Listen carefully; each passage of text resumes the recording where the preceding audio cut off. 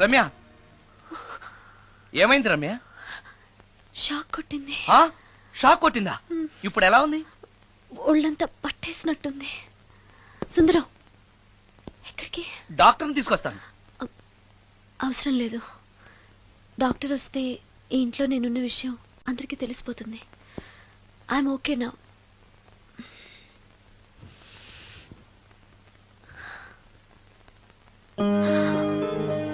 బాత్రూంలో నేను ఎలా ఉన్నాను? కింద పడిపోయాను. కింద పడ్డాను సరే, నేను ఎలా ఉన్నాను? స్పృహ తప్పిపోయి ఇలా ఉన్నావు. అది సరే, నేను ఎలా ఉన్నాను? కింద పడి ఇలా ఉన్నావు. ఇంకా నయం, పడినప్పుడు నీ తల ఆ గోడకో ట్యాప్కో తగిలినట్టయితే పగిలిపోయి నెత్తురొచ్చుండేది. షాక్ ఎందుకు కొట్టిందబ్బా?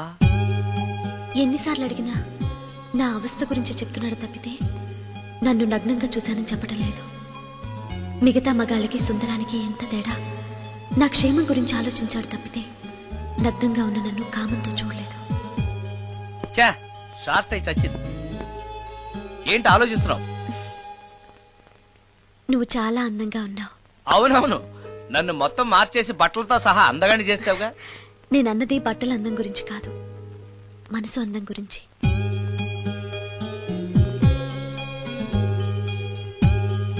నీకో విషయం చెప్పాలి. చెప్పు. ఇప్పుడు కాదు, నువ్వు సాయంత్రం ఇంటికి వచ్చాక చెప్తాను. నేను కూడా ఒక విషయం చెప్పాలి. ఏంటది? నేను అప్పుడే చెప్తాను. వస్తాను.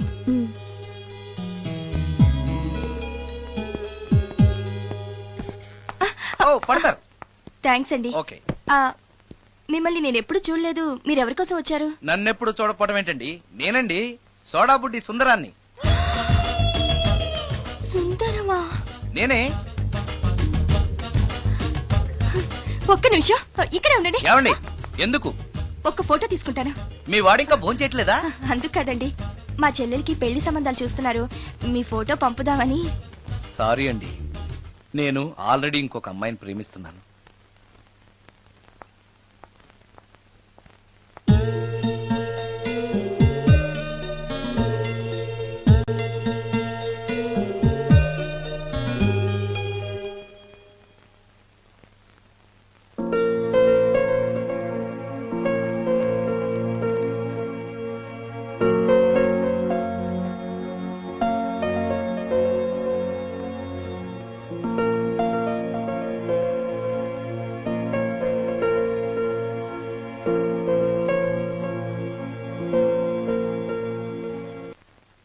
Come on, come on.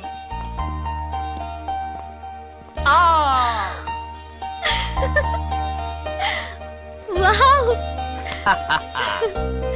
భలేగా చేసావే. చాలా బాగుంది సుందరం. నువ్వు నాకు విషయం చెప్తానన్నావు, అది డెఫినెట్ గా నాకు నచ్చేది అయి ఉంటుంది. అందుకే ఇలా చేశాను. నువ్వు కూడా నాతో ఏదో చెప్పాలన్నావుగా, ముందు నువ్వే చెప్పు. No no, ladies first. ముందు నువ్వే చెప్పు. ఎవరి ముందు చెప్తే ఏంటి? సరే, నేనే చెప్తాను. నేను నచ్చానని, నన్ను ప్రేమిస్తున్నానని, పెళ్లి చేసుకుంటానని చెప్తుంది. నేను ఒక అతన్ని ప్రేమించాను. అతని పేరు కార్తిక్. యుఎస్ లో ఉన్న కార్తిక్ కి ఫోన్ చేసి మా అక్క గురించి చెప్పాను. కొద్ది రోజులు మీ అక్క నుంచి తప్పించుకుంటే చాలు, తర్వాత నేను వచ్చేస్తాను అన్నాడు కార్తిక్. ఏం జరిగినా ఎవరితోనూ చెప్పుకోలేని ఒంటరి ఆడదాన్ని నేను. ఓ మగాడు ఏమైనా చేస్తే నా పరిస్థితి ఏంటి అని మొదట్లో నీ గురించి చాలా భయపడ్డాను. కానీ వయసులో ఉన్న అమ్మాయి నగ్నంగా నీ కళ్ళెదుటే కనిపించినా ఆమె క్షేమం గురించే తప్ప ఆమె శరీరం గురించి ఆలోచించని గొప్ప మనిషివని తెలుసుకున్నాను. నువ్వే దిక్కని, జనం చేతులు జోడించి దండం పెట్టే దేవుడు కూడా తన భక్తుల్ని రక్షించలేకపోవచ్చు. కానీ నీ ఇంట్లో ఉన్న దయ్యం కూడా నీ వల్ల బాధపడకూడదు అని భావించే నువ్వు దేవుడి కన్నా చాలా గొప్పవాడివి. నిన్ను పెళ్లి చేసుకునే అమ్మాయి ఎవరో చాలా అదృష్టవంతురాలు. అతను ఎలా ఉంటాడు? బాగుంటాడు. ఎప్పుడు వస్తున్నాడు? రేపే. అమ్మయ్యా, నేను చెప్పాలనుకున్నది చెప్పేశాను. అవును, నువ్వు చెప్పాలనుకున్న చెప్పవా? నేనొక ట్యూన్ అనుకున్నాను, అది ఫెయిల్ అయింది. ఆ విషయమే నీతో చెప్పాలనుకున్నాను. ఓ, బాగా డిసప్పాయింట్ అయ్యావా? ఇంత చిన్న విషయానికి అంత ఫీల్ అవుతావెందుకు? నీకున్న టాలెంట్ కి ఒక్కటి ఫెయిల్ అయితే 100 ట్యూన్స్ వస్తాయి. ట్యూన్స్ కావాలంటే 100 వస్తాయి, కానీ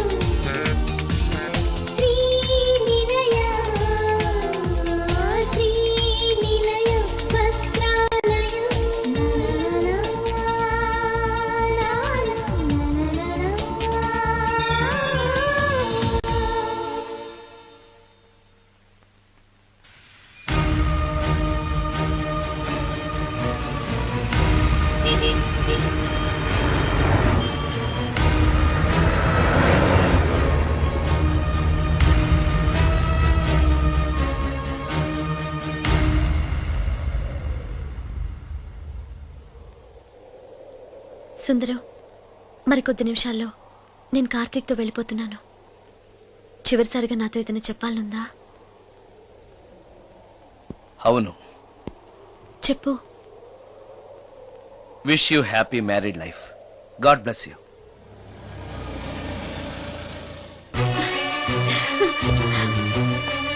హాయ్ సుందరం, ఇతనే నా లవర్ కార్తిక్. హలో. ఇన్ని రోజులు నాకు ఆశ్రయం ఇచ్చి నన్ను సొంత మనిషిలో చూసుకున్నాడని చెప్పానే, ఆ సుందరం ఇతనే. Hi, I am Karthik. హలో. మీ గురించి ఫోన్లో రమ్య చాలా సార్లు చెప్పింది. Anyway, nice to meet you. Okay. మా మ్యారేజ్ కి ఫస్ట్ గెస్ట్, మెయిన్ గెస్ట్ మీరే. తప్పనిసరిగా రావాలి. Okay Ramya, shall we move? Yeah, వెళ్ళొస్తాను సుందరం. Let's go.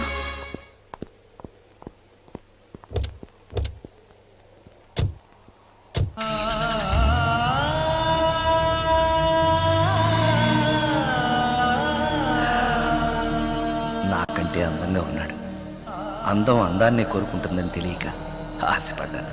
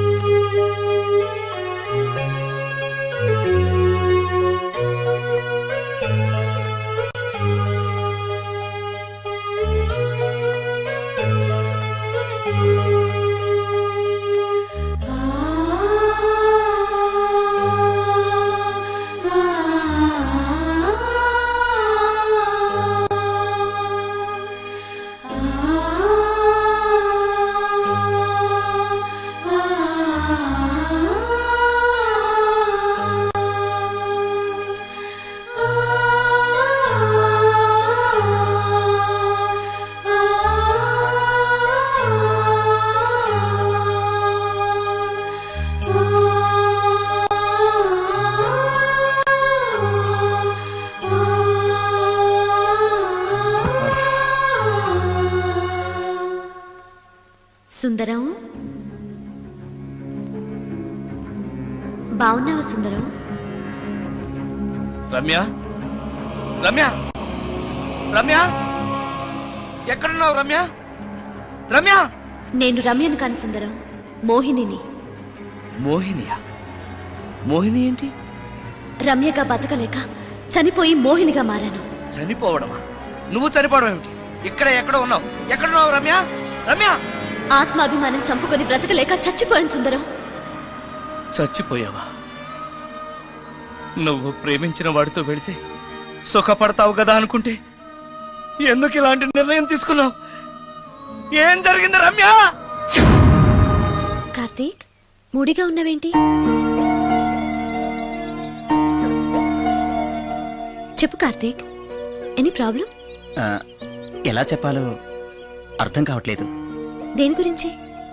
నిన్ను పెళ్లి చేసుకోవటం మా ఇంట్లో వాళ్ళకి ఇష్టం లేదు. ఎందుకని? ఇన్నాళ్ళు పెళ్లి కాని కుర్రాడింట్లో ఉన్న నువ్వు శీలం పోగొట్టుకోలేదని నమ్మకం ఏంటని మా వాళ్ళు ఫీల్ అవుతున్నారు. కార్తీక్, ఫ్రాంక్ గా చెప్పాలంటే నా ఫీలింగ్ కూడా అదే.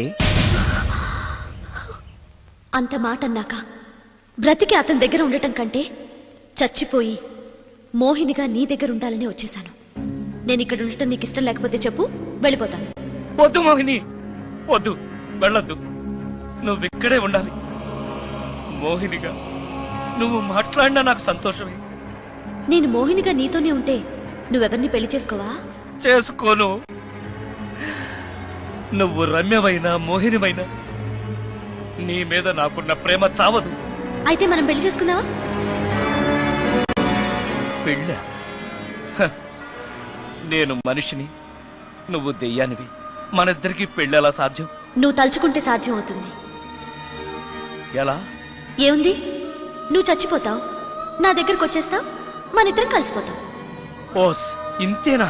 ప్రాణం తీసుకోవాలంటే భయంగా లేదా? నాకు ప్రాణం తీసుకోవాలంటే భయం కన్నా నీ దగ్గరకు వచ్చేస్తాన్న ఆనందమే ఎక్కువ. నీ కోసం ఏమైనా చేస్తాను.